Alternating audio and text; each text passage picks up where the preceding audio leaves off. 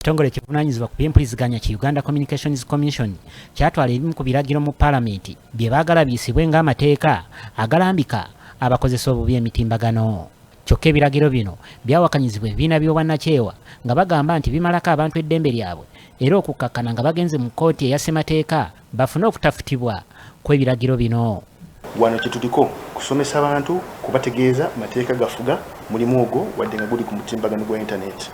Nejjukira nti waliwo n'enkola gye tukola nti ne tujja nga waliwo ebyambyoni ebimaze okubeerawo omuntu yeemuluguunyiza waliwo ensobi ekoleddwa waliwo okunoonyereza okukolebwa jjukira nti ekintu kimaze kubeerawo tetwakuganya ekikola naye olw'okuba nti kibaddewo waliwo amateeka gasobola okugufunaana oba guidelines zisobola okuvunaana ate nazo ne tuzirondoola. Kkooti ebadde tennaba kusalawo ku nsonga zino ate ekitongole ki UCC ne kikomyawo ensonga ze zimu nga ku luno baagala bonna abakozesa emitimbagano bakisasulire.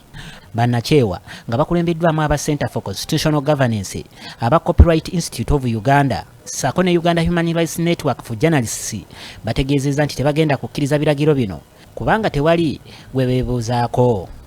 Ye bannange, ani oyo agenda okuwa UCC obuyinza bo okuyisa okuteekawo bino bye baagala ffe tugoberere?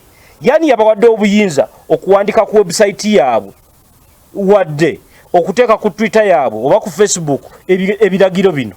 Twataddeyo musango mu kkooti ya ssemateeka nga guwakanya etteeka lye bayita Stage Plays and Public Entertainment Act.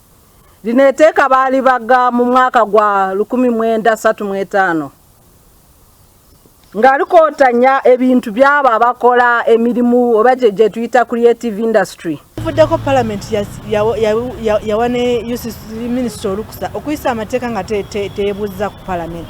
Bino byonna bigenderamu kulinnyirira ddembe ly'abuntu.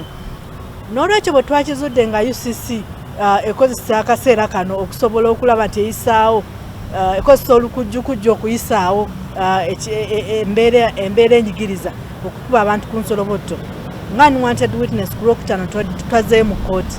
Ebiragiro bino bijjidde mu kiseera ng'eggwanga lyetegekera akalulu kavaawo mu Peter 2021 nga n'abamu tebakkirizibwa kukuba nkuŋŋaana wabula nga balina okukozesa emitimbagano okutuusa obubaka bwabwe eri bannayuganda. Constitution eragira nti buli amateeka bwe gaba gayisibwa galina okuteeka mu nkola okwebuuza, balina okuleeta buli omu gwe kikwatibwako.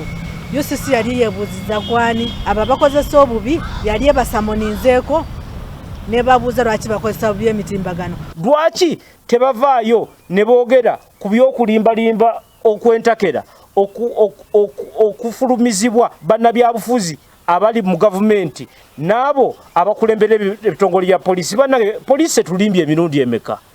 N'olw'ensonga eyo bino tubigaana. Minisita w'ebyamawulire, emitimbagano n'okulungamya eggwanga lino Judith Nabakooba ategeezezza nti ebiragiro bino nga tebinnaba kuteekebwa mu nkola alina okusooka okusinkana bekikwatako sabbiiti ejja balabe ekiddako. Kkosi enteekateeka weeri ku Lwokubiri n'ayise UCC engeri gye mbadde mu kalulu mbadde siriiwo bulungi.